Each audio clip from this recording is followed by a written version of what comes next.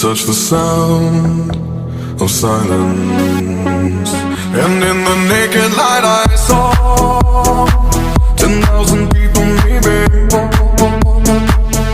People talking without speaking, people hearing without listening, people writing songs that voices never share, and no one dared disturb the sound of silence. Fool said, you do not know. Silence like a cancer grows. Hear my words and I might teach you. Lay my arms and I might reach you.